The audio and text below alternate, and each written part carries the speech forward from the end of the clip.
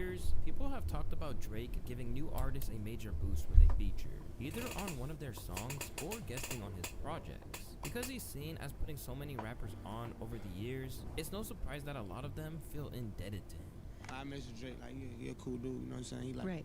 he real observant. So this has been then in a he long told time. Me, like 2018, we're gonna make it happen, but we made it happen for real. But while we all know the success stories of people like Lil Baby and 21 Savage, what happens when the Drake cosign backfires and becomes the highlight of your career? And does that feature from Drizzy come with strings attached? That means you can never escape his shadow. From Kendrick Lamar accusing Drake of, quote, running to Atlanta when he needs a few dollars, and specifically mentioning how he uses his features with rappers like Future, 21 Savage, Lil Baby, and 2 Chainz as a way to be more accepted by the culture, it highlights a deeper point that I want to dive more into later in the video. Cause these days, we have rappers like Rod Wave, a top-selling rapper with a die-hard fanbase, and the ability to sell out huge venues worldwide, even going as far as to turn down a feature from Drake. So it's clear that something fishy is going on, but before we get into how things went so wrong, I first need to explain how Drizzy got this reputation as a cheat code for success. By the year 2020, Drake assisted 32 artists to their highest Hot 100 position at the time. Damn. This included major stats like Kendrick Lamar, Future, Lil Baby, and many, many more. On average, the artist climbed up 19 spots from their previous highest position. Plus, 18 of these artists had never even made it onto the charts in the first place before they got that Drake stimmy. His peak moment of helping other artists came in 2017 when he brought 7 fellow rappers onto the billboards, or at least gave them a boost. By 2021, he'd appear on 41 projects as a guest since 2015, and 30 times out of those 41, his track had the highest streams on Spotify and YouTube for the entire project. And of course, Drake didn't just let those numbers speak for themselves. He's constantly boasted about these accomplishments on songs like Mob Ties. Lead the league is scoring, man, but look at my And now, Yo, if Drake drop a song with Taylor Swift, who helps who? Who giving up a stimmy? I don't know.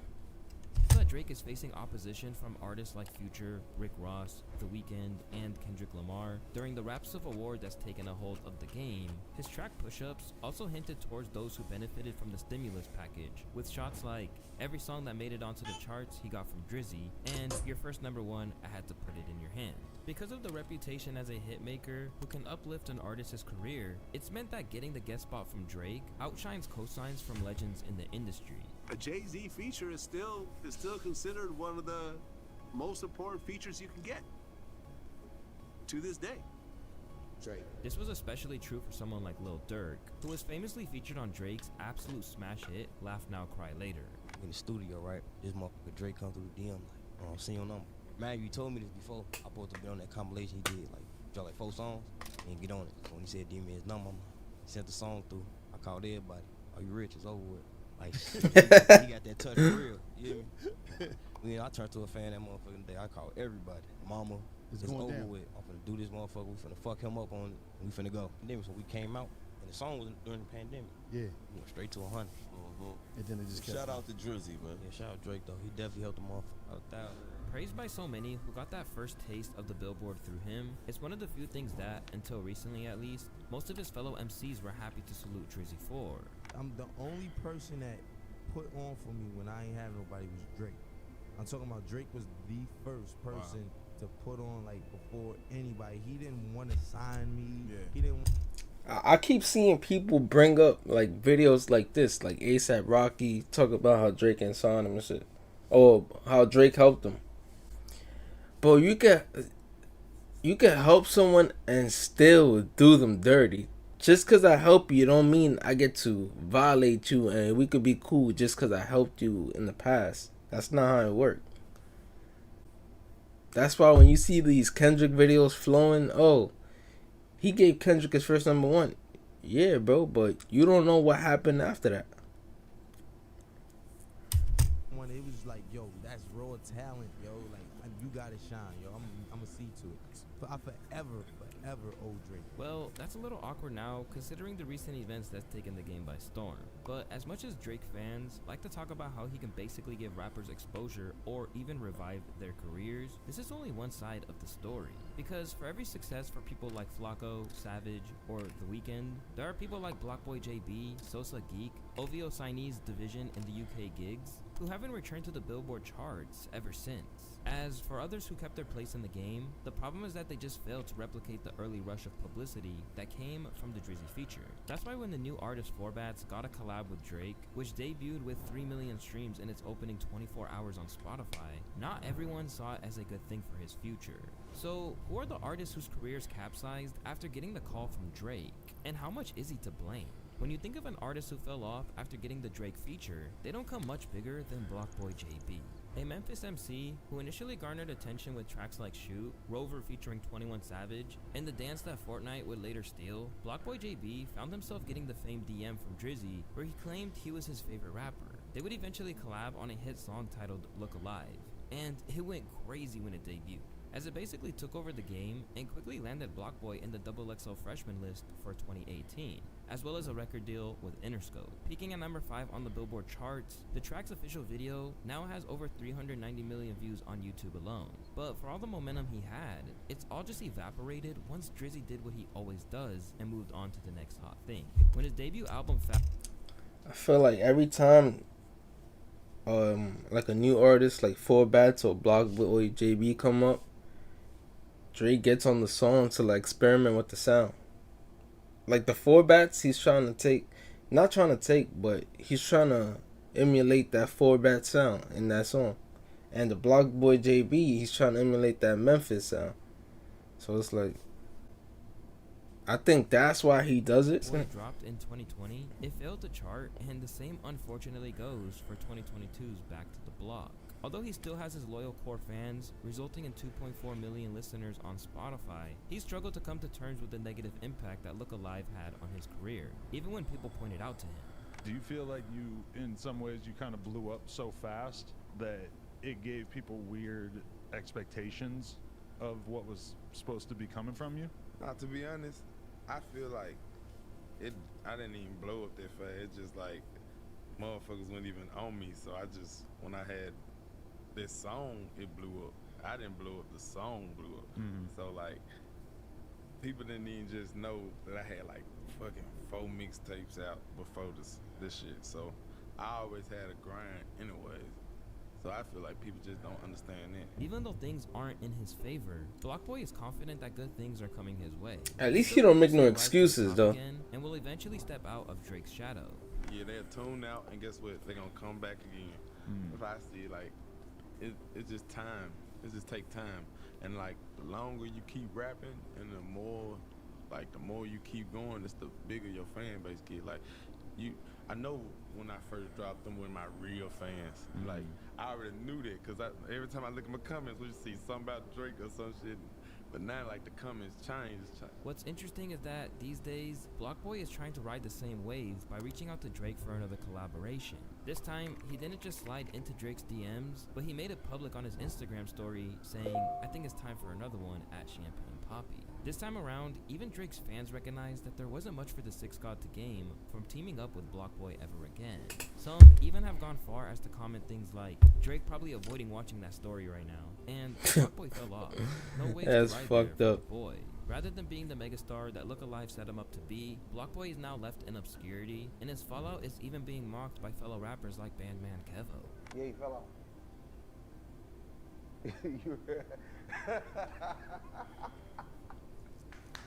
I don't care. He shouldn't have said nothing about me. He fell off. He do not got no money like me. He shouldn't have came at me. He fell off. All that dancing and doing this with the leg shit is over with.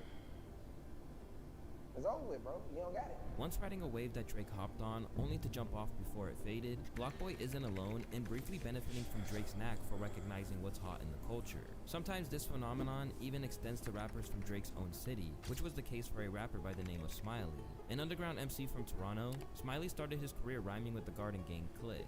After a 2015 stint in jail derailed his momentum, Smiley got his initial exposure through tracks like 9 on Me, and soon, Drake could be seen rapping his track from the pool. It's my pants. Orland, that's a label. She wasn't chilling with no cable.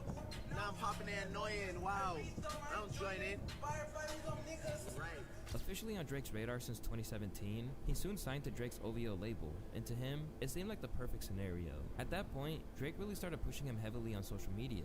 I seen a picture with you and Ross, and Drake captions the shit that you're his favorite rapper. Oh yeah. Right? What's that felt like when you seen that? It was love. So I already like, he's already said things like that too already. So I was like, I was just surprised he posted that like that, you know? Right. Yeah. With that kind of cosign, he started to believe that he was the one. Sure, it's like I've finally gotten to embrace everything. Like, you know, I understand it, but like I've been like that. I've been asking myself like, why me? But I'm gonna keep asking myself that for how long now? Like, you know? Yeah, it's me. You know, but real shit. Why me? But it's here. just, it's love. Like that's what's crazy. Cause now I even see what he sees. Real shit. Like, you know, it's crazy. It's like, I do believe like. But unfortunately for Smiley, no one else saw it. And when he finally got the Drake cosign on 2021's Over the Top, his flow got clowned by the masses, and everyone pretty much thought he fumbled his opportunity. Bro, I remember when this part came on, bro. When I listened to the song, I still skipped that shit, bro. I cannot listen to this nigga's voice, bro. That shit sound mad zesty, my nigga. I can't do it. I'm skipping this part too. I'm not gonna lie. That's what I'm saying, Mo. I feel your pain, Mo. The comments were just as ruthless. One of the hardest verses from Drake in a long time, and Smiley does this. That's what I'm. Facts. Battles with his homeboy. Despite the fact that the track got number 57 on the chart, his 2021 album, Buy or Buy 2, sold abysmally, clocking in at just 1.5k units in its first week. Since then, he's barely been a factor, but has denied falling off, without any real evidence to Why back he it didn't up, do that shit aside in from a the song fact by that he was himself? chilling on a boat. But falling by the wayside in Drake's priorities after he hit, Nigga, that is not Drake's fault, bro. What the fuck did he do on that song, bro? That was some bullshit, nigga. isn't exactly anything new. I mean, just look at what happened to I Love McConaughey. This nigga look like Another Pretty Boy artist Flato. prior to I said his Flato, feature Fredo. self-released project. McConaughey's debut EP popped off, courtesy of tracks like Tuesday and I Don't Sell Molly No More. After putting in a call to producer Sonny Digital, Drizzy got his hands on the track, and suddenly, McConaughey's life changed. Now, when Drake got on it, what'd you say? Oh man, I fainted in the house. Saw that little video.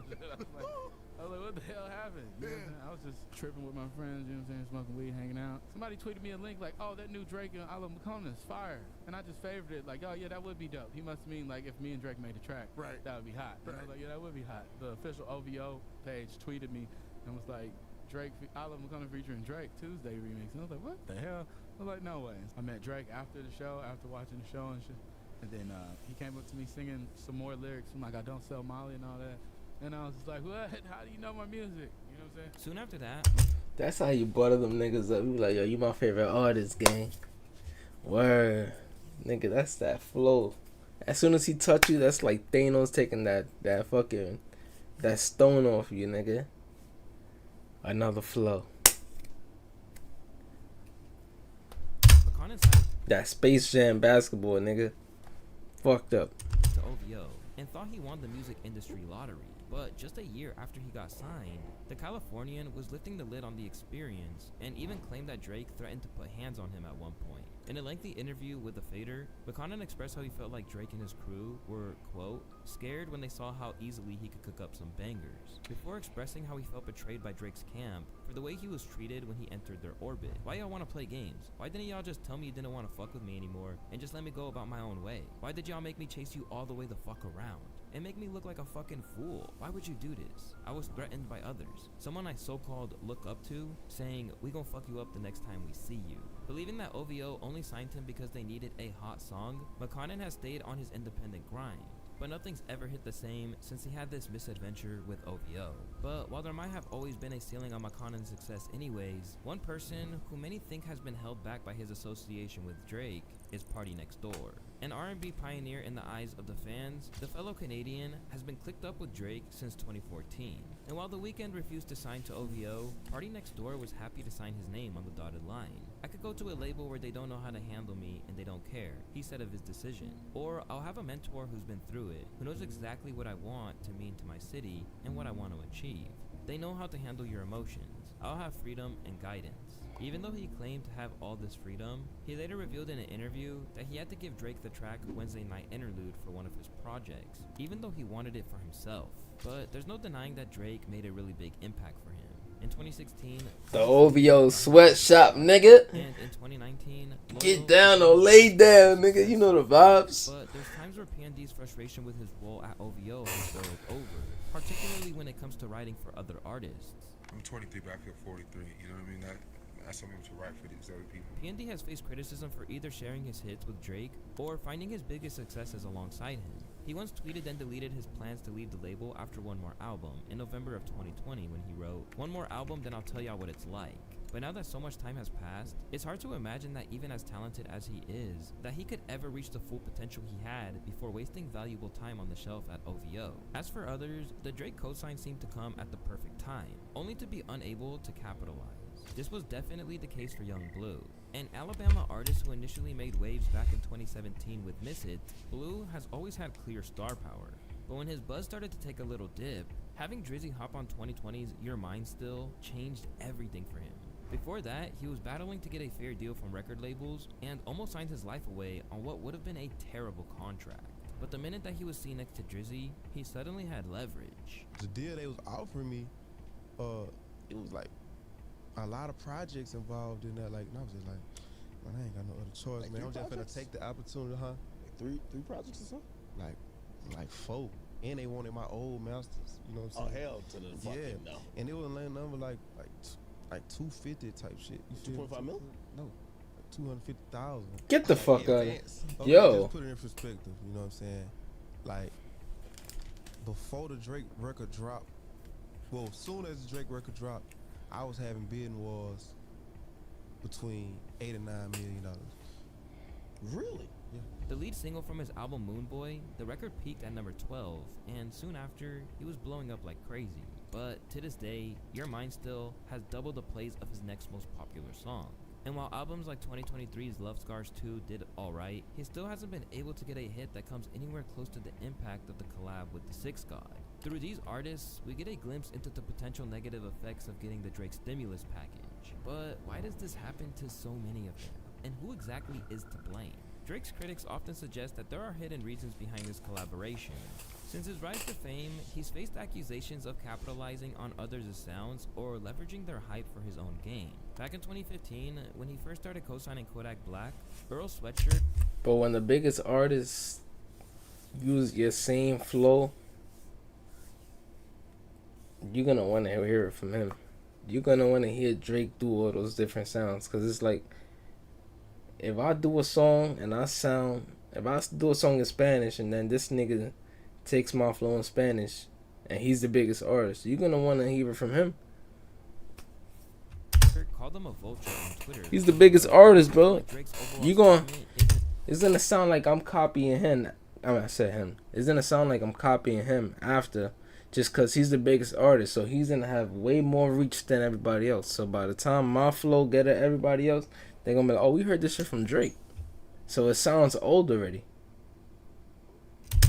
Check this new shit I heard. It's always self-serving. And a lot of people agree. Drake obviously embraces the curator/trendsetter persona, and he's decent enough at it. But it doesn't ever seem like he manages long-term working relationships with these artists he quote-unquote discovers. Whether it's Dej Loaf, Fetty, or McConnen, it feels like nothing can happen in hip-hop without him. He's a vampire. But according to Drake, it's nothing as sinister as that. Whether it's UK rap or Afrobeat he's tapping into, it's just because he's a music lover. I like to enjoy what's going on, man. I appreciate, like, all these young people creating all these things. You know, it takes some real energy and synergy to, like, create a good song. Yeah. Like, I hate that people think that, like, me being, like, into music from these kids that are trying to like make it and trying to build a name for themselves is like, oh, that's some culture vulture. Like, what does that even mean? I don't understand what that means. Yeah. Would you rather me like not like, acknowledge anything or support? Like, that's some hater shit. But it is what it is. I see it a lot. And I guess people have their own outlook on it. But it's fair to say that not everyone thinks it's as straightforward as that. In the eyes of the TDE rapper Daylight, he'll just use them up and throw them away. It's true what he's saying, but it's like, alright, bro. So when they go back, like when their light is dimming, you gotta have the same energy. Go back and collab with them, nah? Don't just wait until they at their highest peak to then touch it. Like, yo, what's good? Let's make a song. You my favorite artist. Cause I heard that shit like 3 times already, bro. Reach out when they doing some other shit too, bro. When this shit going down, reach out too. Or at least give them a song. Just cause they gave you the biggest song or one of their biggest song. Reach out, give them, now return the favor, bro. We live in an era where people need to suck other people's juice. So they're going to make friends with him, especially you know who. He's going to make friends with him. He's going to try to do a song with him and feed off of him like he does every other thing, right? What's going to happen is they're going to get on your records, they're going to take your style, and they're going to blow up, and then when you dry out, they're going to keep going. And when you look at the careers of people like Blockboy JB and McConnen, he might have a point. Then you have the problems he faces with the artists on his label. Similar to P&D's experience, there's a feeling that many of the artists are fueling the Drake machine. OVO's Majid Jordan once described a studio setup that was way more similar to a boot camp than it was to a recording session, where artists are secluded, working tirelessly on projects without outside contact. The result? Well, it gave us hits like Just Hold On, We're Going Home, which, as many of you know, is one of Drake's most popular tracks. But it's stories like this that alter some fans' perceptions to the point that they believe Drake operates a musical sweatshop disguised as a label. So when his newest signee, Forbats, joined, they were trying to warn him about what to expect. Welcome to the sweatshop. Yo, Forbats. niggas said welcome to the sweatshop. Noted Drake stan academics said there are definitely problems that arise from the Drake stimulus package. Drake has successfully cleared himself of a number 2. This was artistry and wizardry at its finest. Hear me out.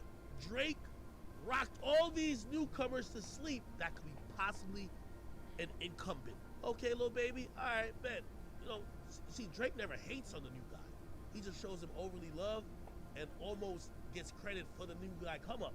Then after a while, he steps away from the nigga, and shit never looks the same. But when it comes down to it, Drake is ultimately free to give a feature to whoever he wants. And if they're not on his label, he doesn't owe them anything else. In fact, while it might give these rappers a buzz in wake of the track dropping, it's not his job to give them a whole career. That's a fact too. With the new signing of I'm just saying though. The same way that you give them a song when they at their peak, give them one when they falling up to bring them back up. That's probably why Ross and them niggas got beef with them. Nah, Ross is just on some trolling shit. But that's probably why niggas is tight.